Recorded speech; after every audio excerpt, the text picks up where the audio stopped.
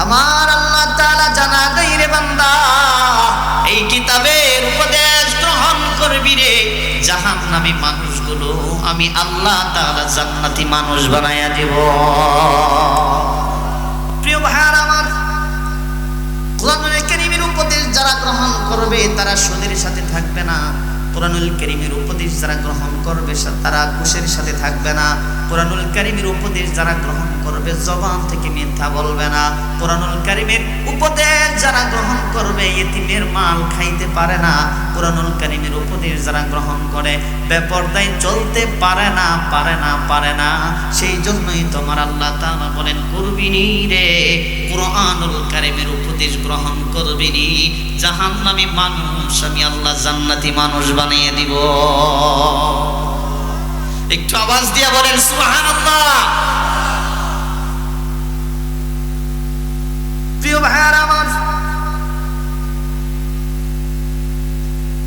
মহাগ্রন্থ কোরআনুল কারীম এটি স্পেশাল একটি কিতাব, দামি একটি কিতাব। এই কিতাব দিয়ে যদি আপনার জীবনটা, এই কিতাবের হুকুম অনুযায়ী যদি জীবনটাকে আপনি পরিচালনা করতে পারেন, সমাজকে যদি পরিচালনা করতে পারেন, রাষ্ট্রকে যদি পরিচালনা করতে পারেন, এই কোরআনুল কারীম কিয়ামতের দিন সুপারিশ করে আল্লাহ তাআলার জান্নাতে নিয়ে যাবে। প্রিয় ভাইরা আমার, এই কোরআনুল কারীমের বিপ্লবকে প্রতিষ্ঠিত করার জন্য আল্লাহর নবী কোরআনুল কারীমের হুকুমকে প্রতিষ্ঠিত করার জন্য, কোরআনুল কারীমের আইনকে জমিনে বাস্তবায়ন করার জন্য সাহাবায়ে কেরাম জীবন দিয়েছেন। আল্লাহর নবী সাল্লাল্লাহু আলাইহি সাল্লাম রক্ত দিয়েছেন, দান্দার মোবারক পর্যন্ত শহীদ হয়েছে। জোরে বলেন কথা ঠিক কিনা?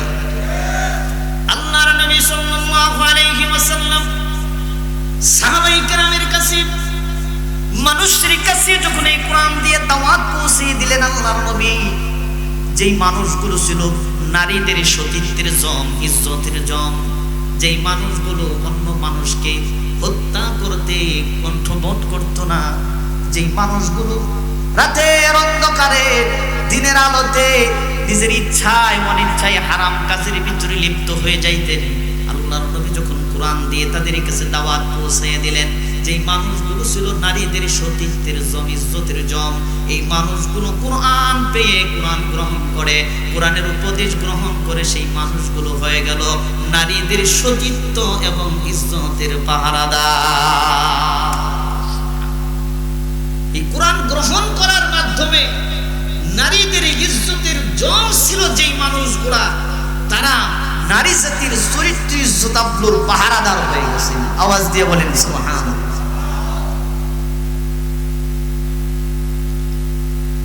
ঘরে বসে বসে থেকে বিপ্লব প্রতিষ্ঠিত করা যাবে? আওয়াজ দিয়ে বলেন যাবে? এখন আপনি যদি ঘরে বসে থেকে যদি কোরআনের আইন হুকুম, কোরআনের এই বিপ্লবকে সমাজে প্রতিষ্ঠিত করতে চান, ঘরে বসে থাকা যাবে? ঘরে বসে থাকলে হবে না, আপনাকে রাস্তায় নামতে হবে, প্রয়োজন হয় শরীর থেকে রক্ত দিতে হবে। তারপরেও যদি বিপ্লব প্রতিষ্ঠিত না হয়, প্রয়োজন হলে পরে নিজের জীবন দিয়ে কোরআনুল কারীমের আইনকে, কোরআনুল কারীমের হুকুমকে সমাজে প্রতিষ্ঠিত করতে হবে। আওয়াজ দিয়ে বলেন কথা ঠিক কিনা? বিপ্লব মানে জীবন দেওয়া, বসে থাকা নয়। বিপ্লব মানে জীবন দেওয়া, বসে থাকা নয়। সেই কোনো দিন আসবে না রে, করো যদি ভয়। বিপ্লব মানে জীবন দেওয়া, বসে থাকা নয়। সেই কোনো দিন আসবে না রে, করো যদি ভয়। আসবে বিজয় রক্ত আর জীবনের বিনিময়, আসবে বিজয় রক্ত আর জীবনের বিনিময়। বিপ্লব মানে জীবন দেওয়া, বসে থাকা নয়। সেই কোনো দিন আসবে না রে, করো যদি ভয়। লড়াইয়ের ওই ময়দানেতে যেতে তোমাকে হবে, ঠিক কিনা বলে? দরকার আছে কিনা? আছে কিনা দরকার? মুসলমান ভাইরা আমার, ঘরে বসে থেকে কোনোদিন বিপ্লব প্রতিষ্ঠিত করা সম্ভব না।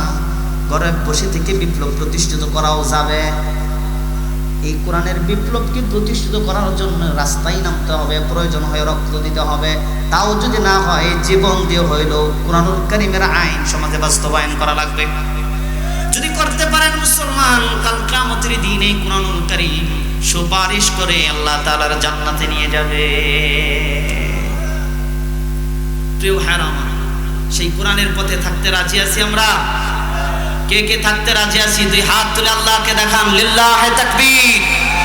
কোরআনুল কারীমের আইন কি সমাজে, জীবনে, প্রত্যেকটা সেক্টরে, প্রত্যেকটা ক্ষেত্রে এই কোরআনুল কারীমের ভূমিকা, কোরআনুল কারীমের হুকুমকে, কোরআনুল কারীমের বিপ্লবকে প্রতিষ্ঠিত করার জন্য সবাই প্রস্তুত আছি মুসলমান? লিল্লাহি তাকবীর। আল্লাহ তাআলা কবুল করুন, জোরে বলুন আমিন। যতদিন এ দেহে থাকিবে পরাণ, ততদিন গে যাব কোরআনের গান। ঠিক কিনা বলেন? যতদিন এ দেহে থাকিবে পরাণ, ততদিন গে যাব কোরআনের গান, ততদিন গে যাব কোরআনের গান। কোরআন হলো আমার রবের দান, জীবন চলার পথে সংবিধান। কোরআন হলো আমার রবের দান, জীবন চলার পথে সংবিধান। কোরআনই আমার জীবন মরণ, কোরআনই আমার জীবন মরণ, কোরআনই জানের জান, ততদিন গে যাব কোরআনের গান। ঠিক কিনা? বরকতময় শাবান মাস চলতেছে, এই মাসে তওবা করব, আল্লাহ রমজানের জন্য পরিপূর্ণভাবে প্রস্তুতি নিতেছি। আল্লাহ আমার জিন্দেগীর গুনাহগুলো মাফ করে দাও, আমাদের গোটা জিন্দেগীর গুনাহকে মাফ করে দাও। জোরে বলেন আমিন। আল্লাহ রাব্বুল আলামিন তার প্রিয় হাবিব রাসূল করিম সাল্লাল্লাহু আলাইহি ওয়াসাল্লামের গুনাহগার উম্মতদেরকে সান্ত্বনা প্রদান করে কোরআনুল কারীমের ভিতরে জানিয়ে দিয়েছেন, ইয়া আইয়ুহাল্লাযীনা আমানু তুবু ইলাল্লাহ,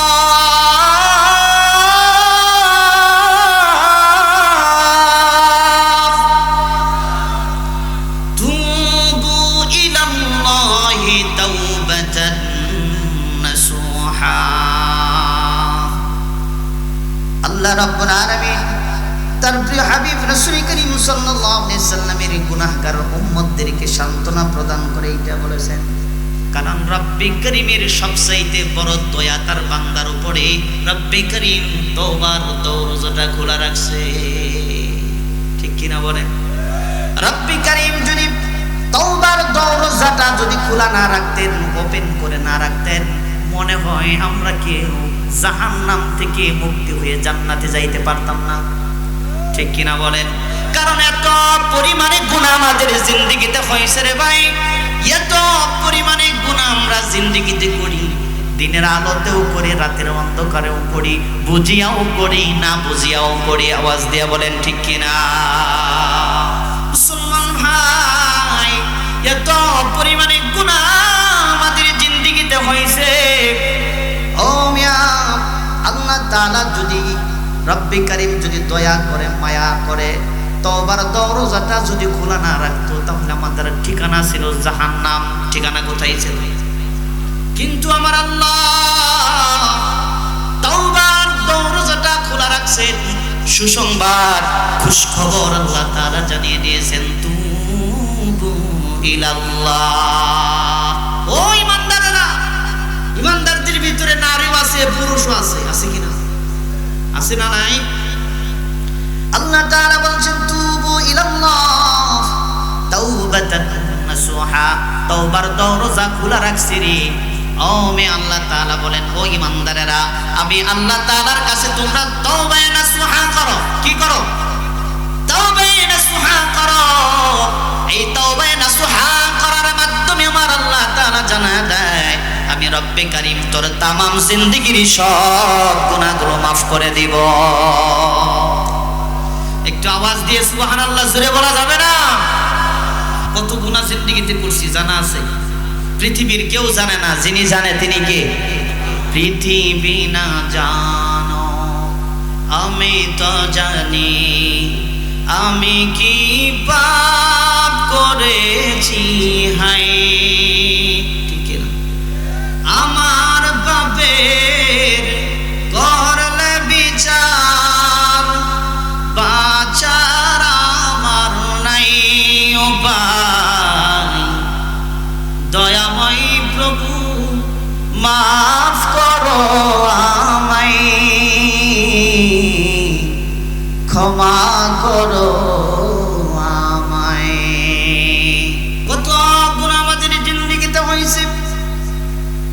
মাঝে মাঝে আমি একটা কথা বলি, ও মিয়া, আমার গুনাহের খবর যদি আমার আব্বা আম্মা জানতো, কোনোদিন মনে হয় সন্তান বলে পরিচয় দিত না। আমার গুনার খবর যদি আমার সন্তানেরা জানতো গো, মনে হয় কোনোদিন আব্বা বলে ডাক দিত না। এত পরিমাণে গুনাহ আমাদের জিন্দেগিতে আসে না। ও যুবক, রাতের বেলায় দরজা বন্ধ করে তুমি গুনাহ করো, তুমি মনে করো কেউ দেখলো না, মা দেখলো না, বাবা দেখলো না, ভাই বোন আত্মীয় স্বজন কেউ দেখলো না। যিনি দেখতেছেন আওয়াজ দিয়ে বলেন তিনি কে? টেবিলের নিচ দিয়া 100 টাকা ঘুষ নিলাম, মনে হয় কেউ দেখলো না, কিন্তু একজন যিনি দেখেন আওয়াজ দিয়ে বলেন তিনি কি? আমার রব, আমার আল্লাহ তাআলা কিন্তু ঠিকই দেখতেছে রে ভাই। জিন্দেগিতে কত পরিমাণে আমরা গুনাহ করি। সেজন্যই মুসলমান ভাইরা আমার, পবিত্র শাবান মাস চলতেছে, তাওবা নাসুহা করেন, দিল থেকে অন্তর থেকে অনুশোচনা নিয়ে একটা বার যদি তওবা করতে পারেন, আল্লাহ আজ জিন্দেগিতে কোনোদিন গুনাহ করব না, যিনি মাফ করে দিবেন আওয়াজ দিয়ে বলেন তিনি কে? আল্লাহ তাআলা বলেন, রে বান্দা, 80 বছর নাফরমানি করেছো, 70 বছর নাফরমানির জিন্দেগির ভিতরে একটা বার তুমি আমি মালিকের কদমে সিজদা দাও নাই, একটা বার তুমি আমার রবের শুকরিয়া আদায় করো নাই। অথচ আমি মালিকের সূর্যের আলো দিয়া জমিনে চলাফেরা করো, অথচ আমি মালিকের রিজিক খায়া তুমি জমিনে বেঁচে আছো, একটা বার আমি মালিককে ডাক দাও না। আমি মালিক কিন্তু তারপরও তোমার উপরে রাগান্বিত না। ও বান্দারে, একটা বার আমি রব তাকায়া থাকি, দেখি রে আমার বান্দা কখন জানি আমার কাছে ফিরে আসে। জোরে বলেন সুবহানাল্লাহ। হারানো জিনিস যদি মানুষ ফিরে পায়, আনন্দটা কম না বেশি? আওয়াজ দিয়ে বলেন কম না বেশি? আল্লাহর নবী প্রসিদ্ধ হাদিসের ভিতরে আসছে, রাসূল করিম সাল্লাল্লাহু আলাইহি ওয়াসাল্লাম সাহাবায়ে কেরামের সম্মুখে বসা একটা হাদিস আল্লাহর রাসূল শুনাইতেছেন। বনি ইসরাইলের ভিতরে একজন লোক 15 দিনের সফরে বাহির হবে। সফরে বাহির হবে, সওয়ারি ছিল উট, উটকে নিয়ে সফরে বাহির হবে।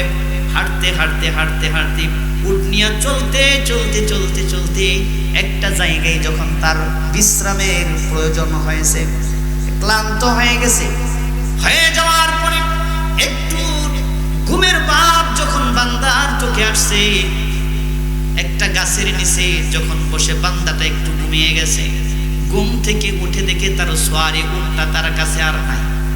বলেন তো মুসিবত কম না বেশি? এই আওয়াজ দিয়ে বলেন কম না বেশি? কারণ তার যানবাহন সওয়ারি ছিল উট, উটটা তার কাছে নাই, হারিয়ে গেছে। বান্দাটা এমন ভাবে দুঃখ প্রকাশ এবং কাঁদতে থাকলো, কাঁদতে কাঁদতে কাঁদতে কাঁদতে। অনেক মানুষ দেখবেন কাঁদতে কাঁদতে এক সময় বেহুশ হয়ে যায়, আসে না নাই? জোরে বলেন। কাঁদতে কাঁদতে যখন ওই ব্যক্তিটা আবার ঘুমিয়ে পড়লো, ঘুম থেকে উঠে দেখে তার উটটা আবার তার সামনে হাজির হয়ে গেছে। বলেন তো দেখি বান্দাটা খুশি না বেজার? কারণ হারানো জিনিস যখন মানুষ ফিরে পায় তখন অনেক খুশি হয়ে যায়। যেটা বলেন কথা ঠিক কিনা? সেই জন্যই মুসলমান ভাইরা আমার, আল্লাহ বুলা বান্দা যখন আল্লাহকে ভুলে যায়, আল্লাহ তাআলার বিধানকে ভুলে যায়, আল্লাহর পথ ভুলে গিয়ে নাফরমানির জিন্দেগি বান্দা যখন কাটাইতে থাকে, 60, 70, 80 বছরের জিন্দেগি নাফরমানি জিন্দেগি ছেড়ে যখন আল্লাহ তাআলার কাছে বান্দা তওবা করে ফিরে আসে, তখন রব বড় খুশি হয়ে যায়। আওয়াজ দিয়ে বলেন না ভাই সুবহানাল্লাহ। আল্লাহ তাআলা ডাক দিয়ে বলে, বান্দা 80 বছর নাফরমানি করেছিস, 80 বছর নাফরমানির জিন্দেগি ছাইরা তুই যে বুঝতে পারছিস আল্লাহ আমি তো জাহান্নামের রাস্তায় ছিলাম, জাহান্নামের পথে ছিলাম, বুঝি নাই গো। ওগো রব মালিক, তুমি আমারে মাফ করে দাও, আমি জাহান্নামের রাস্তা ছেড়ে জান্নাতের রাস্তায় আসতে চাই।